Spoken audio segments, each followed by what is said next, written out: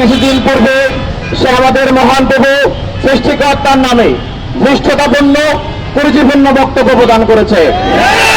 তার এই বক্তব্য বিশ্বের কোটি কোটি মুসলমানের হৃদয়ে রক্তক্ষরণ করেছে।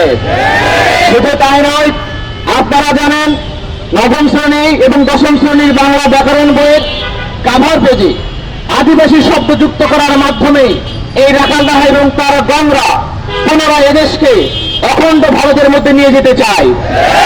আপনারা জানেন এই আদিবাসী শব্দটি হচ্ছে রাষ্ট্রদ্রোহী শব্দ, কিন্তু এখন পর্যন্ত আমরা দেখেছি এই কাজে যারা জড়িত তাদেরকে এখন পর্যন্ত গ্রেফতার করা হয়নি, এমনকি কোনো তদন্ত রিপোর্টও তৈরি করা হয়নি, কমিটিও গঠন করা হয়নি।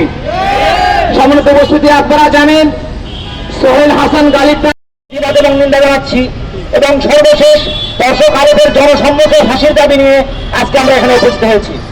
আমরা আশা করছি যে এই সকল দর্শককে যদি উৎকৃষ্ট দৃষ্টান্তমূলক শাস্তির ব্যবস্থা না নিয়ে আসা হয়, তাহলে বর্তমান বাংলাদেশে যে উদ্বিগ্ন একটা পরিস্থিতি সৃষ্টি হচ্ছে, প্রতিদিন ধর্ষণের ঘটনা ঘটছে, সেগুলো থেকে আমরা নিস্তার পাবো না।